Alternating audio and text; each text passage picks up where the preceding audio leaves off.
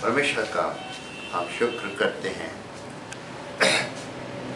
हम कोलोसे की पत्री पहला अध्याय और 12 पद के अंदर हम लोग देखते हैं, वहाँ पर इस प्रकार से लिखा है, और पिता का धन्यवाद करते रहो जिसने हमें इस योग्य बनाया कि ज्योति में पवित्र लोगों के साथ मिरास में सहभागी। हम देखते हैं कि हमने कल ख़त्म करा था कि हमारे अंदर सहनशीलता का होना बहुत अवश्य है, और बहुत से जीवनों के अंदर सहनशीलता नहीं पाई जाती, और ये सहनशीलता तभी आती है जब आत्मा का फल हमारे अंदर आनंद होता है। और हम देख रहे हैं कोलोसे की पत्री पहला अध्याय 12 पद में लिखा, पिता का धन्यवाद करते रहो। यहाँ कंटिन्यू लगातार अद्भुत सच्चे परमेश्वर का हम धन्यवाद करते रहे, और धन्यवाद का बलिदान चढ़ाने वाला परमेश्वर की महिमा करता है। और हम देखते हैं कि कहता है कि जिसने हमें इस योग्य बनाया कि ज्योति में पवित्र लोगों के साथ विरास में सहभागी हो जाए, और हमारे को योग्य बनाने वाला हमारा परमेश्वर है। और हम देखते हैं कि वह चाहता है कि हर एक मानव जाति का शख्स उसके योग्य बन जाए।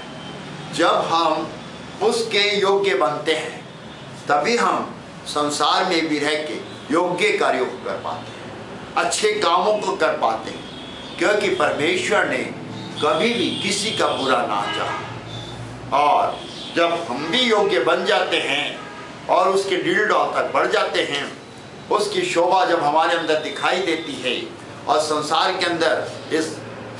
के अंदर हम लोग चलने लगते हैं, तो हम देखते हैं कि परमेश्वर का वचन बताता है कि हम उसके योग्य कार्यों को करते हैं। पर इतना ही नहीं, वचन में लिखा, ज्योति में पवित्र लोगों के साथ मिरास में सहभागी हो जाए। ज्योति में अर्थात प्रभु यीशु ने कहा कि मैं जगत की ज्योति हूँ, और उसमें रह के पवित्र लोगों के साथ मिरास में सहभागी हो जाए। कल मैं बता रहा था कि विश्वासी अर्थात पवित्र लोग जो हैं उसकी प्रजा है, परमेश्वर की प्रजा है, और हम परमेश्वर का धन्यवाद करते हैं। वो बुलाता है, हमें पवित्र करता है और अपने पास खड़ा करता है, हमें अपने पास खड़ा करता है। और इसी के 13 पद में कहता है, उसी ने हमें अंधकार के वश से छुड़ाकर अपने प्रिय पुत्र के राज्य में प्रवेश कराया। उसी ने हमको अंधकार के वश में से छुड़ाकर अपने प्रिय पुत्र के राज्य में प्रवेश कराया, अपने प्रिय पुत्र के राज्य में प्रवेश कराया। हम देखते हैं कि प्रभु यीशु मसीह का जो राज्य है उसका कभी अंत नहीं होगा, उसका कभी भी अंत नहीं होगा, और उसके राज्य की कोई भी सीमा नहीं है। हम देखते हैं संसार के अंदर जो राजा होते हैं थे, उनके राज्य की सीमा होती थी, और आज भी हम देखते हैं कि संसार के अंदर जितने भी कंट्रीज पाए जाते हैं उनकी सीमा होती है। उनकी क्या होती है? सीमा होती है। और जहाँ पे सीमा होती है वहाँ पे फोर्सेस जो है पहरा देती हैं, ताकि दूसरे देश का शख्स हमारे देश में आने ना पाए। क्योंकि हमारे देश में जो भी आना चाहता है उसके पास पासपोर्ट के साथ साथ वीज़ा का भी होना बहुत ज़रूरी है। पासपोर्ट तो होता है और उसके साथ वीज़ा होना बहुत अवश्य है। जब तक हमें दूसरी कंट्री का, अगर आप अमेरिका जाना चाहते हैं तो वहाँ का आपके पास वीज़ा होना बहुत ज़रूरी है। अगर टिकट है तो आप टिकट के द्वारा अमेरिका नहीं जा सकते जब तक आपके हाथ में वीज़ा ना हो। दोनों बातें चाहिए, वीज़ा भी चाहिए, पासपोर्ट भी चाहिए।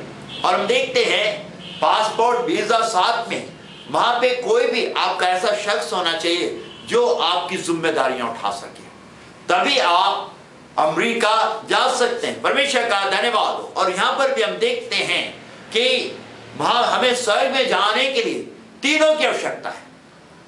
परमेश्वर का धन्यवाद, पिता, पुत्र और पवित्र आत्मा की। परमेश्वर का हम शुक्र करते हैं, और हम देखते हैं कि पवित्र आत्मा ही हमें प्रतिदिन परमेश्वर की उपस्थिति में ले जाता है और हमें उसके योग्य बनाता है, और उसके राज्य में प्रवेश कराने के लिए उसका पवित्र आत्मा ही हमको गाइड करेगा। उसका पवित्र आत्मा क्या करेगा? हमको गाइड करेगा। परमेश्वर का हम धन्यवाद करते हैं। और हम देखते हैं कि पवित्र लोगों के साथ मिरास में सहभागी हो, पवित्र लोगों के साथ। और हम देखते हैं कि वो उसकी मिरास में क्या होंगे, शामिल होंगे। किसकी मिरास में? जो कि परमेश्वर में है। हालेलुया से हालेलुया, परमेश्वर का धन्यवाद हो। हम इससे कितना आनंदित और मगन होते हैं कि एक दिन हम अपने देश में जाएंगे, लेकिन उसके लिए भी हमें पासपोर्ट चाहिए, वीजा चाहिए परमेश्वर, और वहां पे कोई भी हमारी जिम्मेदारी को उठाने वाला चाहिए। परमेश्वर का हम धन्यवाद करते हैं।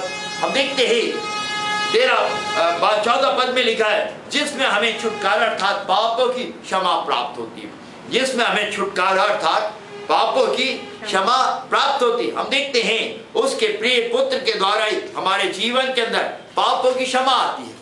हम परमेश्वर का धन्यवाद करते हैं। अब आगे बढ़ेंगे। पृथ्वी का आनंद थोड़े समय का आनंद है। पृथ्वी का जो आनंद है वो थोड़े समय का आनंद है। अय्यूब की पुस्तक उसका 20वां अध्याय उसके 5वें पद में कहता है, दुष्ट का ताली बजाना जल्दी बंद हो जाता है। दुष्ट का ताली बजाना जल्दी बंद हो जाता है और भक्तिहीनों का आनंद पल भर का होता है। प्रेस का जो भक्तिहीन है, जिनके जीवन में प्रार्थना, इबादत, वचन नहीं है, वो कौन लोग हैं? दुष्ट लोग हैं। परमेश्वर का धन्यवाद हो।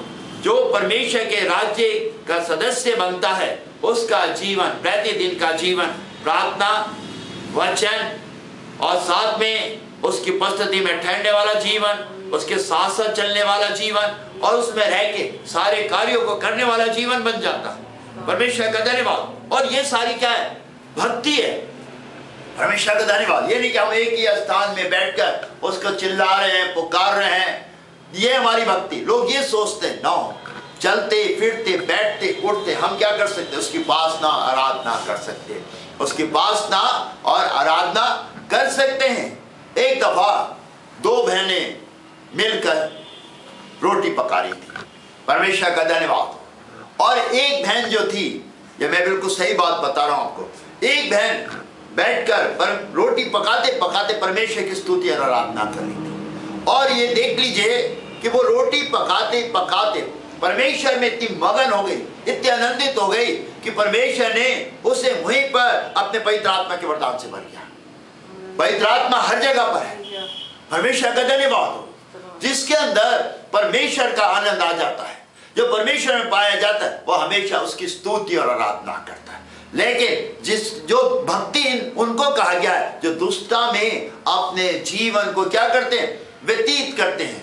और वो थोड़े समय के लिए लोगों के साथ मिलते हैं, वहां पे हालेलुया प्रेज़ द लॉर्ड चिल्लाने लगते हैं, ताली बजाने लगते हैं, हाथ उठाने लगते हैं, और जब बाहर चले जाते हैं तो पूरे हफ्ते भर उनका जीवन बिल्कुल ठंडा रहता है। ये भक्ति नहीं है, ये भक्ति नहीं है। परमेश्वर का धन्यवाद, उसकी स्तुति हो। इसको भक्ति नहीं कहते। लोग इसको सोचते हैं कि हम चले गए रविवार को चर्च चले गए, या बहुत से लोगों के दिल दिमागों में ये बात है कि फर्स्ट संडे हमें जाना बहुत जरूरी है, क्योंकि हमें मेज पे जाना, होली कम्युनियन लेना। इसलिए भी फर्स्ट संडे को चर्चेस के अंदर क्या होती, आपको बहुत लोग दिखाई देंगे, और पूरे फिर 3 संडे या 4 संडे लोगों की गिनती बिल्कुल ना के बराबर दिखाई देगी। ये एक गलत शिक्षा लोगों को मिली हुई है कि जब होली कम्युनियन लेते हैं तभी पाप क्षमा होते हैं, और बाइबल इसके विपरीत बताती है कि पापों की क्षमा के बाद प्रभु होती है। परमेश्वर का धन्यवाद। और तभी हम पवित्र लोगों के साथ सहभागी होते हैं, परमेश्वर का धन्यवाद करते हैं, उसकी स्तुति करते हैं और आगे बढ़ना चाहते हैं। परमेश्वर हमारा महान आनंद है, जो कि हमको मिलता भजन संहिता 43 उसके 4थे पद में, जब मैं परमेश्वर की वेदी के पास जाऊंगा, उस ईश्वर के पास जो मेरे अति आनंद का कुंड है। पर यहाँ पे हम देख रहे हैं, वचन कहता है जब मैं परमेश्वर की वेदी के पास जाऊंगा। परमेश्वर की वेदी के पास आना बहुत अवश्य है, बहुत अवश्य है। और जब तक हम वेदी के पास नहीं आएंगे तो पवित्र आत्मा की आग हमारे ऊपर गिरने ना पाएगी। और हम देखते हैं हमें हर समय उसकी वेदी के पास होना जरूरी है, में उसकी उपस्थिति में होना बहुत जरूरी है। और आप जहां चाहे उसकी वेदी बना सकते हैं, जहां चाहे वहां आप उसकी क्या कर सकते हैं, वेदी बना सकते हैं। परमेश्वर का धन्यवाद हो। ये नहीं कि एक पर्टिकुलर प्लेस जो आपने बना रखा वहीं पे उसकी वेदी है, ऐसा नहीं है, क्योंकि परमेश्वर की पद्धति हर जगह है, वो सर्वव्यापी है, सर्वज्ञानी है और हर जगह पाया जाता है। और हम देखते हैं वेदी के पास जाऊंगा, उस ईश्वर के पास जो मेरे अति आनंद का कुंड है, वो कैसा है, अति आनंद का कुंड है। मैं उसके आनंद का कुंड का मतलब क्या है, उसके आनंद की समाप्ति कभी भी नहीं होने पाएगी, कभी भी होने नहीं पाई, वो कुंड है। और उसके उस जो आनंद कुंड के अंदर है, कुंड जो है, आपने कुंड का देखा होगा, कुंड में पानी नहीं सूखता, वहां पानी पाया ही जाता है। परमेश्वर का धन्यवाद। लेकिन आनंद, परमेश्वर का आनंद एक तरह से लवरेज होकर छलकता रहता। हालेलुया, परमेश्वर का धन्यवाद, उसकी स्तुति हो।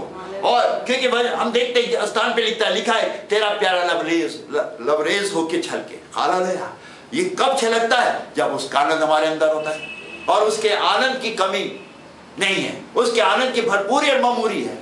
जब चाहे आप उस आनंद को अपने जीवन में लेके आगे बढ़ सकते हैं। और प्रतिदिन हमें प्रार्थना करनी चाहिए कि परमेश्वर तेरा आनंद मेरे अंदर प्रतिदिन बढ़ने पाए।